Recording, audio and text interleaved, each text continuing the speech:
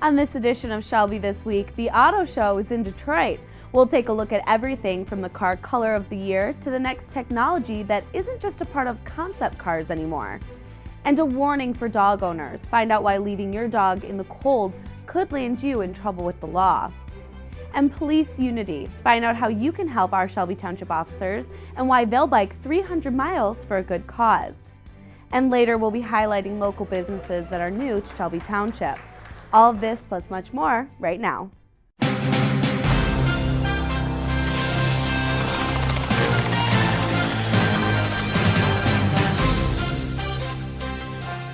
Our Shelby Township Police Chief was just sworn into a major role. Nick Buckler explained how he's pulling double duty in a big way.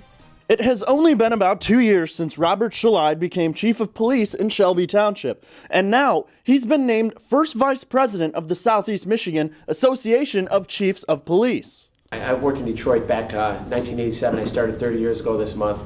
I worked in Detroit Police Department for 30 years.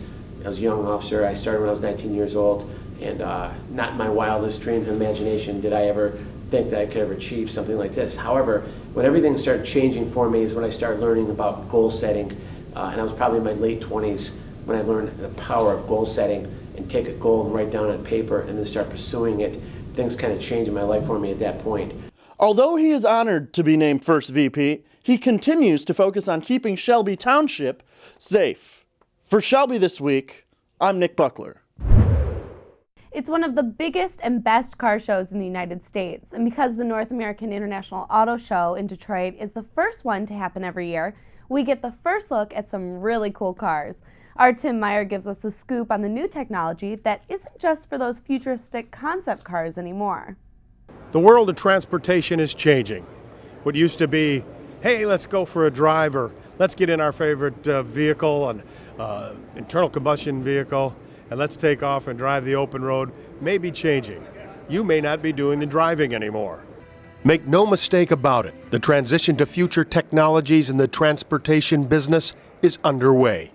Through the use of advanced technology and mobility solutions, we're aiming to reduce vehicle crashes, traffic fatalities, and injury severity, and help move them toward zero.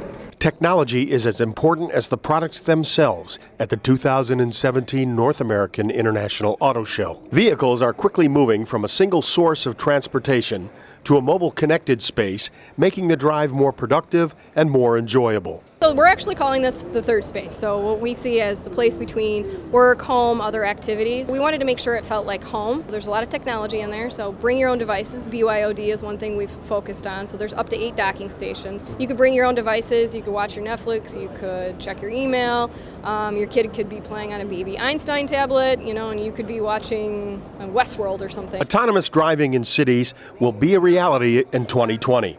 But what about rural areas like Shelby Township? You have like level 3 autonomy, which is what our concept car is. It's more highway. It can function more in the rural areas where it's not just always congested. You get on the highway and it can drive itself. So then you can read your newspaper, you can check your email, you can do all those sorts of things. So it's not just focused on city driving. It's important for automakers to have one foot in today and one foot in tomorrow. As for today, the 2017 North American International Auto Show Car of the Year was the Chevy Bolt. It's an electric-powered vehicle with a gas-powered generator to extend its range to 331 miles. The show's truck of the year was the Honda Ridgeline. The Ridgeline is loaded with technology, including a semi-autonomous driving feature, all while being a functional truck. The utility vehicle of the year was the Chrysler Pacifica. The Pacifica is the first mass-marketed PHEV minivan in North America. Well, one thing's for sure, the transportation business is changing. Going to go from autonomous vehicles to driverless vehicles, electric-powered cars, hybrid-powered cars. It's all progression, I guess, for the sake of convenience and efficiency. From the North American International Auto Show, for Shelby TV, I'm Tim Meyer. Every year, one car is named superior than others, and this year, an American-made car took the prize. General Motors' Chevy Bolt beat out the Genesis G90 and the Volvo S90 for Car of the Year. It's the first long-range, mass-market electric car to make it to the market. The Chevy Bolt gets over 235 miles per battery charge and sells for around $30,000. Chrysler's Pacifica won for Utility of the Year, and Honda's Ridgeline beat out Ford for Truck of the Year. And you'll be seeing more of a specific color on the road this year as well. Axalta, the market leader in automotive paint coatings, named Gallant Gray the automotive color of the year. It's being showcased in the dark shade at the auto show right now. Macomb County Executive Mark Hackle is pictured here with this mini model car painted Gallant Gray. And you can see all of those cool cars and plenty more at the auto show being held at Cobo Center in downtown Detroit right now through January 22nd. New Year's resolutions about turning the page and starting fresh. For the Humane Society of Macomb, that's what they've been doing for months. Stacy Sansatera shows us firsthand how the leadership and staff there are doing more for the community and its furry friends. Shut it down! Shut it down! Now these are chants you will no longer hear as the Humane Society of Macomb, located on 22 Mile Road, officially has a new leader at the helm. Life for the dog in this facility now is actually like coming to a hotel. That's the way I look at it, because they're treated so well. Because they are treated so well. Music to our ears. The first thing I noticed when walking in the door was the brighter and more friendly environment. The second thing that struck me was our ability to freely walk around the facility, which has never happened in the past. And with this basic transparency, there was no doubt big changes are happening. First order of business was making sure that every animal here was safe. So we went from a 36% save rate to currently we're at a 95% save rate. My staff is fantastic. I love these people so much because they care so much about the animals. And when I have to make a decision on an animal because a vet tells me, the first thing I do is I make sure that all of them are in tune with what's happening. And with these changes, some unexpected recognition. The lady that actually started the protest here a year and a half ago has been in here many times. They gave us a new award, a gold medal award for the Shelter of the Year in Macomb County, which was kind of nice considering where we were a year and a half ago from that. Angel was one of the few employees that remains after working under the former director. The changes are incredible. Honestly, so much has changed. We have dogs that are going outside, they're playing with volunteers, they're playing with staff, they get dog training, animal enrichment now. It's an amazing change. It's like night and day here at the shelter.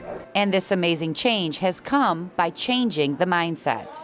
We spent a lot of time talking with staff, getting staff up to speed. They all took tests on intake procedures and things like that. We talked about how to deal with the public. We talked about being a friend, having a friendly face up front for people. And we changed a lot of the things on our applications and things for them to more of a pleasant application from interrogating, so to speak, application. And because of these new procedures, combined with a genuine desire to help animals, the new Humane Society of Macomb is a shelter to be proud of. The best reason to come here is because you're going to get the best pet that you can possibly get. When they come out of this facility, they're so well taken care of and they go home. The trainers already work with them by the time they leave here. Guess what? The best dog is a shelter dog. And with that, no truer words have been spoken. So remember, adopt, don't shop. For Shelby This Week, I'm Stacy Sansatera. And now that we've looked at the improvements to staffing and the structure of the Humane Society, next week Stacy will show us how they're making the adoption process easier and bringing in more work with rescue groups. There's an old saying that I'm sure you've heard before. If it's too cold for you, it's too cold for your dog. Cold weather poses serious health risks for your pet, whether they're outside or left in a cold car. Macomb County Animal Control's Chief Jeff Randazzo says no animal can survive freezing temperatures, and there's regulations that protect them from being left outside, as he stands with his own working dog, Major. I always try to explain to people and get the message out there that if you do leave your animal out there with no provisions and we find it, one, we're taking it, and two, you're going to be going to court with some misdemeanors for animal neglect. And if your animal suffers something, you could be facing cruelty charges. Chief Randazzo says there was just a case here where a dog escaped a home in Shelby Township while the temperature was in the single digits. Unfortunately, that dog froze to death and was found 3 days later. So remember to bring your pets indoors if you're thinking about going out with your dog. Make sure bringing them places that are animal friendly so you aren't forced to leave them in a cold car. 300 miles from New Jersey to Washington, D.C. That's the journey a large group of police officers will take on bicycles in May to raise awareness for America's fallen officers. It's called the Police Unity Tour that will also raise money for the National Law Enforcement Officers Memorial Fund. Shelby Township Police will be on a team with officers from Sterling Heights, Chesterfield, the Macomb County Sheriff, and the Oakland County Sheriff. But biking through the United States isn't cheap, so there's a fundraiser for our officers on Saturday, January 28th at 6 p.m. The Unity Tour fundraiser will include dinner, drinks, and dessert at the Emerald Theater in Mount Clemens. There will be a gun raffle, raffles and door prizes, and a band as well. For information on how to get your $20 ticket to support our officers in their journey, head to our Shelby TV Facebook page. Students in Michigan will now learn how to save a life as part of their curriculum. The American Heart Association is applauding Lieutenant Governor Brian Calley for signing the CPR in Schools bill on behalf of Governor Rick Snyder. The law makes Michigan the 36th state in the U.S. to ensure all students learn it before they graduate, adding about 100,000 potential lifesavers in the state every year. Starting in the 2017-18 school year, hands-only CPR training at least once during 7th to 12th grade will be mandatory.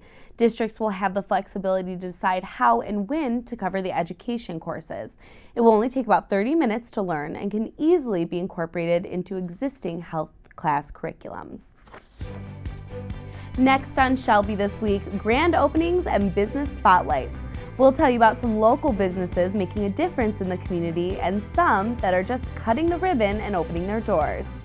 And a sweet treat giveaway. You won't want to miss how you can win some delicious goodies from a local business right after this.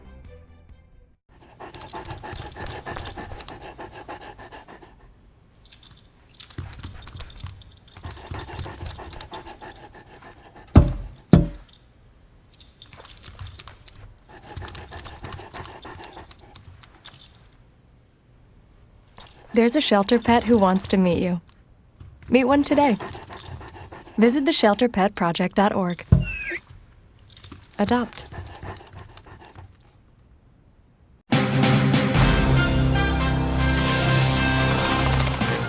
Welcome back. For most Americans, their New Year's resolutions are to get fit, and there's one place in Shelby Township that will help you do that. Take a look at Cyphus Training. You won't see treadmills or ellipticals, just a big space and a few weights. But what you will see is a lot of sweat and hard work going on. You come in and there's a list of tasks in circuits on the board for you to complete. Everybody starts at the same time, everybody ends at the same time, and you're trying to get as far through the routine as you can in that hour. A lot of our exercises are body weight, and then we also use a weight plate like you would see in a traditional gym for some strength tasks and endurance tasks. Jen, a former teacher, and Jim, who works in IT, opened up this branch of the fitness center after trying Cyphus Training and falling in love with it. It's a high-intensity interval training program set up in circuits for 1 hour, and it's based on your body weight and how you move to help you in your everyday life.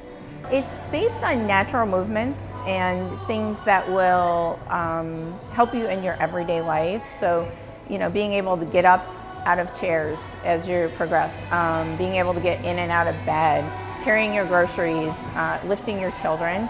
It's all based on natural movements that you do every single day. And it just kind of helps increase your flexibility and your mobility. And at Cyphus Training, they consider everyone athletes. So whether you're 12 or 70, the trainers will cater the exercises to you. And if you have an injury or a handicap, they can work around it. They even do training for teams like flag football.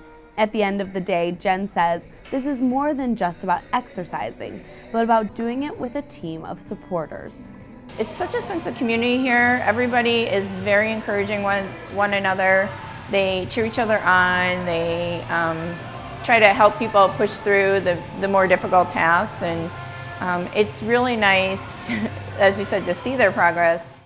If you're interested in trying cyfish training, the first class is completely free. Head to our Shelby TV Facebook page to learn more about it and where you can register. And another gym is opening its doors in Shelby, and this one, they say, is backed by science.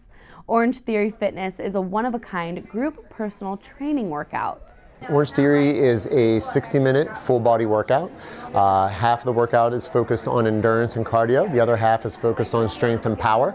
You work out for 1 hour, but they say you burn more energy and keep burning calories for 36 hours. Your heart rate is monitored during a training that is designed to maintain a target zone that stimulates metabolism and increases energy. Members are known to burn up to 1,000 calories in just 1 hour. Orangetheory Fitness is located on Shaner, just south of 23 Mile Road. The ribbon was cut for a new credit union in Shelby Township. 1, 2, 3. Community Choice Credit Union works under the philosophy of people helping people.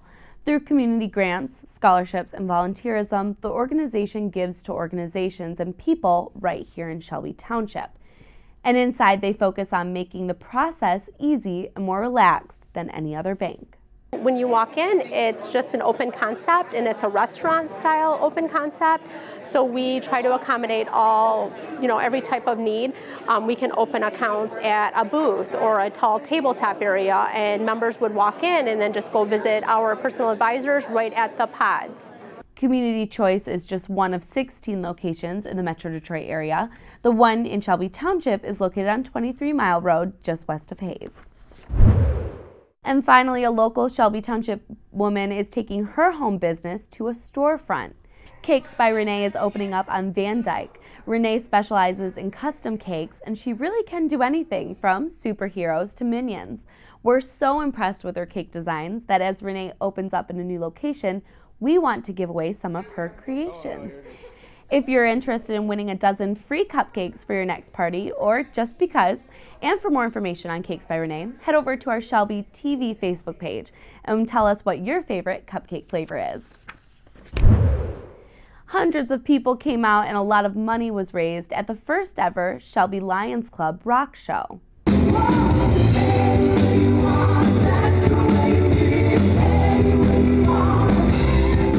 The cover bands played music from AC/DC, Journey, and Styx.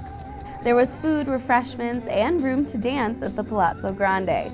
And that money will be used for Leader Dogs for the Blind. For Leader Dogs, we're raising money. It costs pretty close to $38,000 for a dog for Leader Dogs. And our club is probably number 5 out of 10,000 clubs in the United States given to Leader Dogs. And it's for functions like this. And it's for people like this to make us a top dog in the nation. For more events held by the organization, head to their website, shelbylionsclub.org. Still ahead on Shelby this week, we'll take you across the sea. We're bringing back the Flag Guys. Find out where they took the Shelby Township flag on their latest adventure. And while we were all counting down to midnight on New Year's Eve, one family welcomed in a little celebrity. We'll tell you more next. Fancy pants peanut butter? A big screen television? You haven't even bought a sofa yet. A motorcycle? When your father finds out, he's gonna flip his shoes with 2 buckles? What do you even need 2 buckles for? Mr. Big Shot, buying whiskey shots for everybody in the bar. From the looks of it, I'd say nobody even remembers. Feed the pig.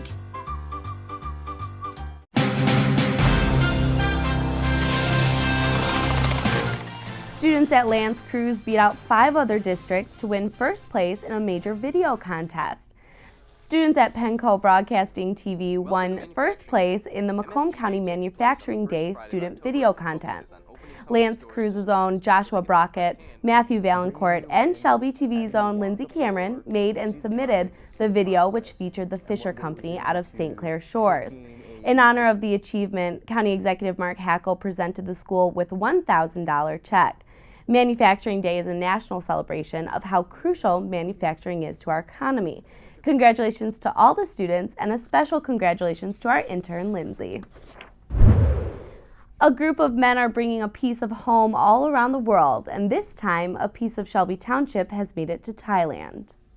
Remember these guys? We first introduced you to Matt Abdo and his friend Jordan Corsetti a few months ago. Remember this Shelby Township flag? They take it on their travels, posing proudly and representing a place they say they love. We keep a pretty big group of friends where the common thread is that we're all from Shelby Township. Their most recent trip was here in Thailand on the infamous James Bond Island. It was one of the coolest things that we saw when we were there, and you know, that's why we wanted to, you know, rep our hometown and take our Shelby picture there. Matt and Jordan were joined by their friends Salvatore Grillo and Kyle Meisner. The group of friends took this flag presented to them by the Shelby Township Board of Trustees. So while they're not from Shelby, they are closely associated with a lot of friends and families and businesses in the community, and so they couldn't be more excited to be a part of representing this town and this county, you know, abroad and internationally with Jordan and I.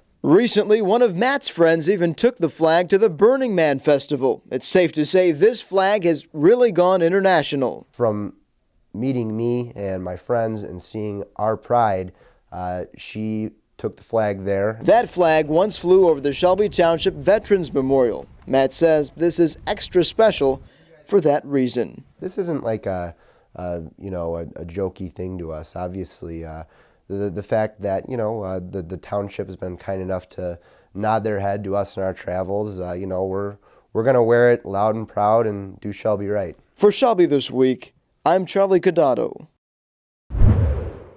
There's one home in Shelby Township that still has their Christmas decorations up, and for a very good reason. They've started the new year with a new baby that may be little in size but has some big fame to his name. This is Chase Anthony, born weeks ago, just over 20 inches long and weighing in at 9 pounds, 6 ounces. While his birth name may be Chase, many are calling him by another name, the New Year's baby. The timing was purely coincidental, not planned, that's for sure. We had plans for New Year's Eve. That didn't work out. Chase Gondek was born January 1st at 12:13, making him the second baby to be born in the area in 2017 and the first New Year's baby in Shelby Township. It was definitely a surprise. We weren't due until January 19th, and we had thought I was having some complications, so we thought he might come early, but it never crossed our mind it would be New Year's Day. So just the way the timing worked out, it was a big surprise to both of us when he came out early on New Year's. But having a New Year's baby wasn't in the plan. We didn't think about having the New Year's baby. It didn't necessarily cross our minds until they said that they were going to schedule the C-section for right around midnight. And they weren't the only ones excited for a New Year's baby. This was a special night for the staff at Troy Beaumont as well. And all the nurses were really excited, and it was kind of all hands on board, getting everything ready to go. Everybody was very excited to be part of the delivery team, part of having a baby born that early. And then after he came out, we had all the nurses coming over like, we want to see the New Year's baby. We're so excited to have a New Year's baby. One nurse, I think, said she'd worked there for 30 years, and they never had a New Year's, like one of the first New Year's babies. And so, yeah, I mean, even our doctor, Dr. Kennedy, who delivered him, she was really excited to try to have the New Year's baby too. So, yeah, it was funny to see how excited they got about everything. And with becoming one of the New Year's babies comes a little fame for a little boy. Oh, we saw your son on the news, and so it was definitely surprising to see how much publicity he got. But this just isn't exciting for Kimberly and Todd. Chase is coming into Shelby with two big brothers who are just as excited, if not more. New Year's Day. It was good to me. Do you cry out? But I did cry with the doctor giving me a shot. There he is. Do you like holding your little brother? Yeah. How old is Chase? Enough. Nothing. Maybe it's like he knows he's the third child coming into this, and his brothers always want to hold him and play with him and mess with him. Well, sometimes I give him toys when he's awake. Yeah, do you hold him? Uh-huh. But sometimes Jake puts toys in his sink he's sleeping in. And like parents of a newborn, Kimberly and Todd have well wishes and hopes for Chase as he grows up. I just hope he gets an education and he's well-rounded and he's a good person, treats others well, and is, we'll have different activities and try to keep the family atmosphere, and I think that will give him all the tools he needs. I would just hope that, he does well in school, gets a good education, and just has a really good sense of like family values that I think Kim and I both grew up with. Welcome to Shelby Township, Chase. And finally this week, we celebrate a man who fought for equal rights and against racial discrimination. One day right there in Alabama, little black boys and black girls will be able to join hands with little white boys and white girls as sisters and brothers. I have a dream today. His famous words during the iconic I Have a Dream speech on August 28, 1963, during the March on Washington for Jobs and Freedom. Martin Luther King Jr. was born on January 15th, and MLK Day was signed into law by President Ronald Reagan in 1983. During this time, we honor the man who was the chief spokesman for nonviolent activism in the civil rights movement, protesting racial discrimination in federal and state law. And that's it for us here at Shelby this week. You can watch us all the time at shelbytv.org, and don't forget to like us on Facebook for updates on all of these stories and many more. We'll leave you now with more rocking from the Shelby Lions Club Rock Show. Thanks for watching. To raise them